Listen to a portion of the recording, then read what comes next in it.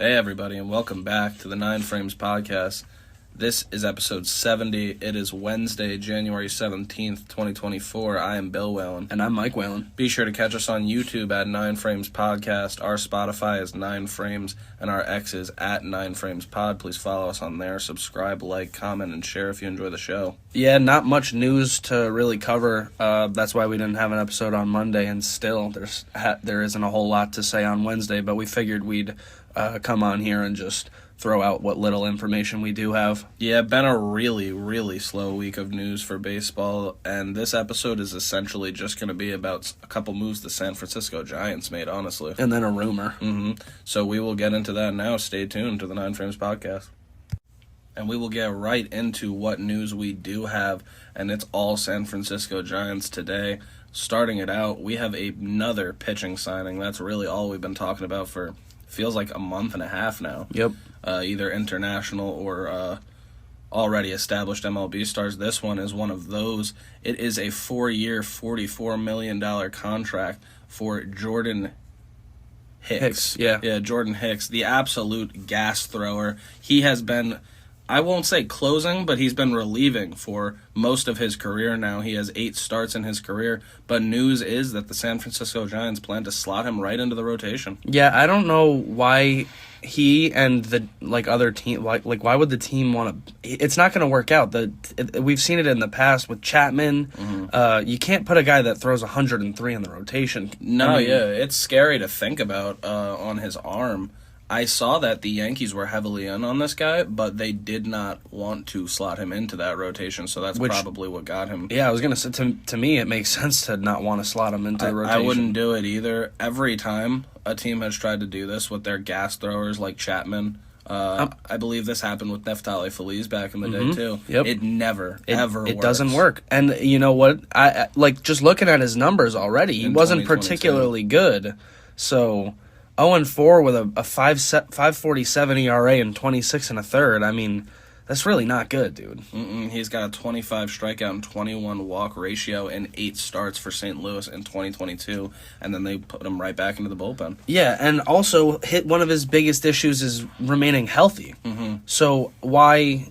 I mean, I don't know. It just doesn't make sense to me. It'll be interesting to see, but it's genuinely worrisome for his arm. And I'm not gonna lie, the numbers aren't great when he's a starter. Yeah, he didn't start with Toronto at all. No, not at all. He had 8 starts with St. Louis, and that's it in 2022. And like you said, a mid-5 ERA, not great numbers. He has 32 saves in his career, and he's got a 3.85 ERA and a 1.30 WHIP. That's just it's pure reliever gas thrower numbers. I feel like he should definitely have been wanting to become a closer instead of a starter. Exactly. He should have looked for a place where he could get the firm closing. Yeah, he's got closer stuff, not starter. I mean, that guy for an inning, good luck. But if you see him, if a lineup sees him 2 or 3 times, 100%. That's never worked for him in his professional career. So I'm not sure what this move is going to look like. It's the MLB, man. It's just because you throw hard does not mean that you're just going to get it past these guys. No, eventually they're going to time that thing up. Yep.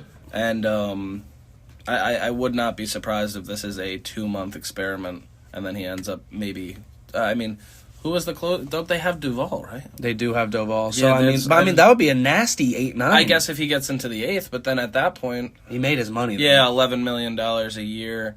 And the promise to try to start. Yeah, they're going to give him a shot. I respect it, honestly. I just don't really understand it that much. He's coming off a year where he had a 3.29 ERA, so his numbers are going down. It'll be interesting to see if he can maintain that trend as he goes into the starter role. Yeah, I mean, he's signing a 4-year deal. They'll probably maybe they'll give him longer than 2 months because it's a 4-year deal. Maybe they'll give him this year as a starter. Well, I could see that, but I'm saying if he stays healthy, the Giants are trying to be very competitive. They're a team that they're in all these free agent discussions, and they were just outside of the playoffs last year. So hitch their wagon to this guy for 4 years. That's a commitment. Yeah, I'm just saying if there's like this 0-4 with a 5.47 like he was in the first half of 2022, it'll be interesting to see how they react to it. We'll see how long the leash is for sure.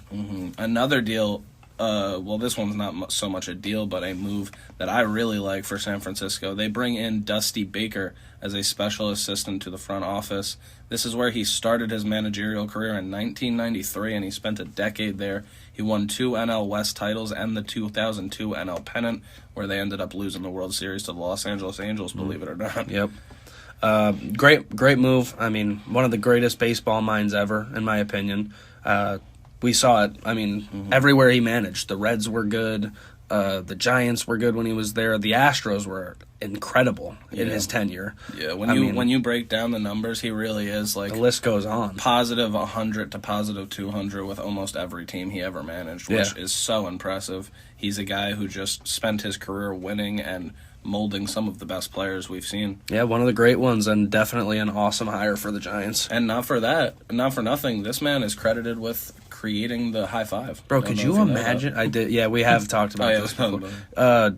Could you imagine being the GM and having Dusty Baker to speak to about things? Oh, I was going to talk about this. Do you know who else has this role with the Giants? No, who? Former Giants players Willie Mays, Barry Bonds, and Will Clark are also in this role for the team. So that's the squad. That's a pretty good group of special assistants. Those 3 players and Dusty Baker's.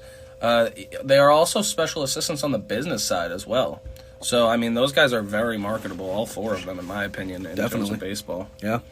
I like what the Giants are doing.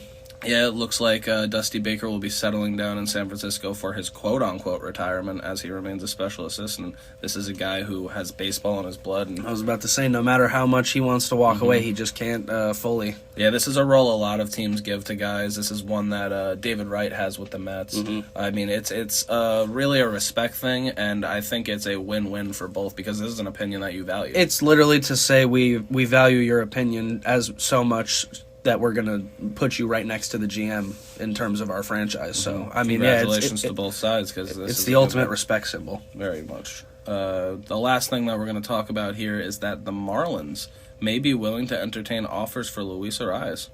I don't really understand why teams are insistent on trading the batting title or the batting champ. This would be his 3rd team in 3 years, and it's crazy because he did win the AL batting title and then the NL batting title, right? Yeah, he hit 326 for the Twins. They traded him. That was a good trade. That was Pablo Lopez that they got back. So that was a good trade for both. Both teams made the playoffs this year, so obviously it worked out. But Arias just hit 354 this year. How are you going to trade a guy that hit over 350, man? It doesn't make any sense. No, he was an all-star as well. This is a guy that I would love to have at the top of my lineup, any lineup. And like I said when we first heard this, just the wording may be willing to entertain. I'd probably bet all my money that they're not going to trade him. I'd be very surprised. I was thinking about it because the way that you put it, that both teams won that trade, the Twins and the Marlins. There's no reason that the Marlins can't do that again on a flip. Yeah, but why would they do it with probably their best player from last year taking out Soler, who they're already losing? Yeah, it depends what they're looking for, what they can get. I'm not sure that's the thing. Maybe willing to entertain offers. It would be up to them to assess that value. They're going to have a new GM, new front office, basically, so because Kim Hang leaving. So yeah, a lot up in the air in Miami right now, and trades are being made. Yeah, we'll see what happens. Thank you to everybody for watching and listening wherever you do. That was episode 70 of the 9 Frames podcast.